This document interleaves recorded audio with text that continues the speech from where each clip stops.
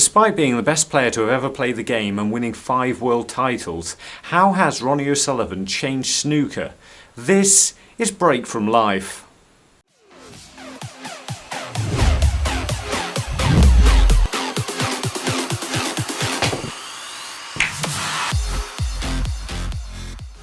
Welcome back, and if it's your first time watching one of our videos, then it's fantastic to have you here. Ronnie O'Sullivan's been the most popular player in the world for over 20 years now, and this is because he's been the most talented player playing snooker, but for a number of reasons, and in some cases the quality of his opposition, he hasn't had the consistency to be the sole dominant force in the game that you'd expect him to be, even though he's won 5 world titles, holds the record for the most competitive 147s ever made, as well as holding the record for the fastest 147 ever made, and has now made over 1,000 career century breaks. His ability to be headline news for one reason or another has made him the sport's first ever superstar. When you mention snooker these days, Ronnie is usually the first thing anybody thinks about. And it's hard to imagine any other top player getting their own TV show. People's interest in him was probably one of the few things keeping the game going in the early part of this century. At a time when snooker was losing viewers fast and there was a dip in the number of professional tournaments, it's difficult to see how any other professional snooker player would have made it onto popular shows like Top Gear, for example. Ronnie's always been known for being an excellent break builder, and a vital part of that is being able to play a slow screw and stun shot. It's vital in snooker to be able to play these difficult mid-range stun shots really consistently. But it's difficult to play the shot consistently at this sort of pace. But it's okay because there's a better way to play this shot. So instead of punching the ball in to get the cue ball to stop by the pink, I'm going to this time instead hit it a lot lower and a lot softer. It should still give the same result. I should still be in position on the pink. The difference is I'm going to have played the shot a lot softer. And that'll mean that when the red gets to the pocket, it's got a lot greater chance of going in. And this can help you in a break even more, because if you're just able to play this little soft screw shot, then you're able to simply control the cue ball a lot more.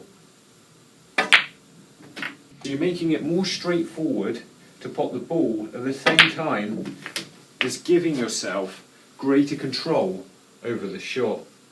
Playing it in this way allows you to have far better control over the cue ball, and here's how you do it. To start off with, you need to strike as low on the cue ball as you think possible, and then instead of hitting the ball, you need to push all the way through it as far as you can. Thinking about it like this allows you to generate a lot more spin, because you never really want to be hitting the ball hard. So what's the best way to practice timing a shot like this?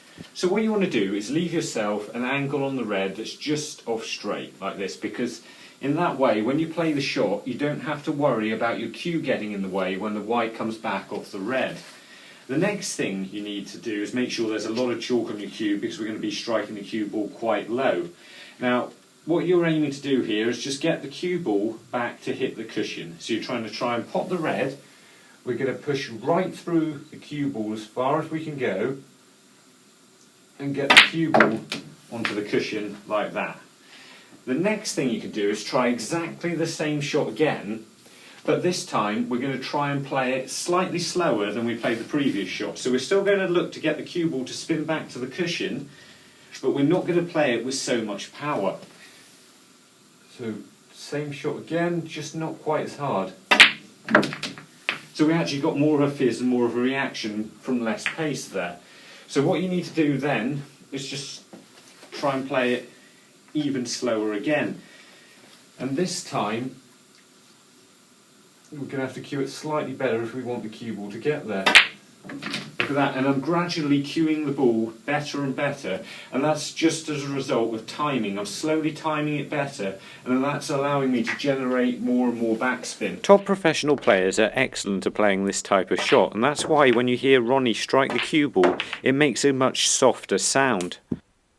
And this is all learnt from the slightly obsessive way that Ronnie would practice snooker from a very early age. His desire to win meant he was able to practice to become one of the top amateur players in the country, even when he was still a junior player. and this meant he was able to become a professional snooker player at age 16, something that wasn't going brilliantly well for him until he won the UK Championships a year later, which made him the youngest ever winner of a world ranking event. After that and winning the Masters the following year, he had already established himself as a fan favourite. But even if you ignore the off-the-table problems that Ronnie was having that were outside of his control, Ronnie's always struggled to be consistent, that is until really recently.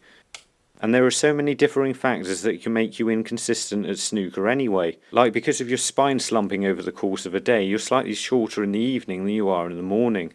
Even how much food you've eaten or what kind of mood you're in can have a big effect on the way you're able to play snooker, and after a while this can drive you mad. Ronnie said himself that he'd do nothing but play snooker for 3 weeks, and the next 3 weeks he'd do nothing but eat food and get fat. And then for the next 3 weeks he'd feel really bad about this, so he'd work out, get himself back into shape, get himself back into tip-top form for playing snooker so he'd be a world beater again. And the cycle would continue, and his form would just simply depend on where he was on that cycle.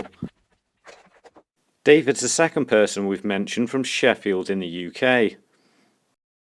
I always think it's interesting to find out what a snooker player thinks is the most vital part of their technique to get right, because often it's something that they would have struggled with at some stage, and they would have found that their game suddenly fell into place as soon as they got that thing right. And for me that was my stance. You see, I've always had a fairly good stance, but I wasn't necessarily standing in the right place.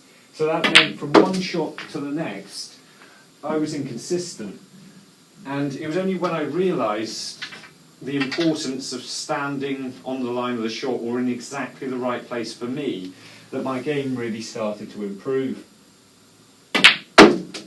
Ronnie cites his grip, or to be more specific, how tightly he grips the cue at a given point in his delivery, as the part of his technique that's most important to get right. And it's easy to see why, because if you're just holding the cue in a slightly different place to normal, this can affect the entire way your arm moves through the shot. You see, how you grip the cue is probably the most vital part of your entire technique, and ideally you want a fairly loose grip on the cue that slowly squeezes tighter as you play the shot.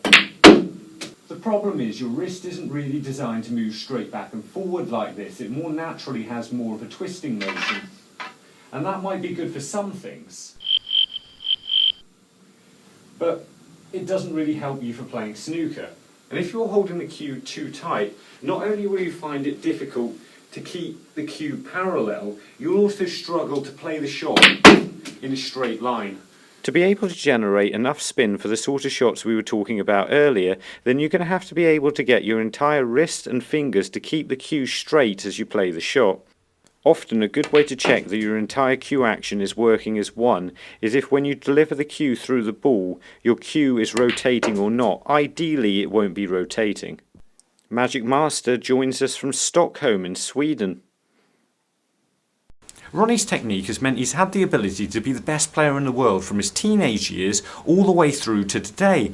And unlike other top players who have to stick to a set game plan, Ronnie's found he can almost play however he wants and still win matches. Believe it or not, there's been times when Ronnie's gameplay could be described as tight and tactical. He's gone through phases of blasting the reds open at the first opportunity, as well as picking off reds one by one and then only going into the pack at the last minute. And that's not to mention unusual uses of left-handed shots, weird break-offs, and this claw bridge that was a thing for a while for some reason, and his usual attacking play. People often say that Ronnie's great weakness is his mental strength, but this is really only true in terms of other snooker players, the people with probably the toughest minds in the world.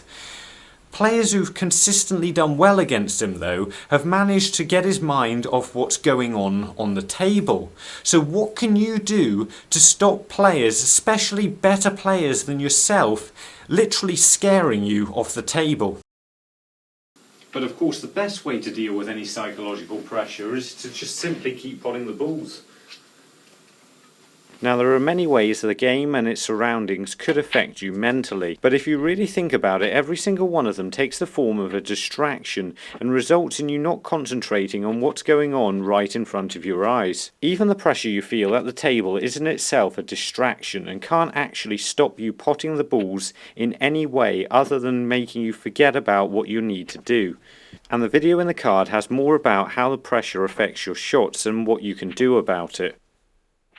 And something I'm under pressure to get right is Massimiliano from Pavia in Italy. So what's next then? Will he retire tomorrow or win another 5 world titles? Who knows, but I bet it's going to be incredibly entertaining. And that's how Ronnie O'Sullivan has changed snooker forever. If you want to find out more about how the game's been shaped by our top snooker players, then why not find out about how Stephen Hendry changed the game forever, or find out way back in the past on what effect Joe Davis had on the game. And remember, don't just watch, play, and make the commitment to becoming a better player by subscribing to the channel and visit the website. See you later.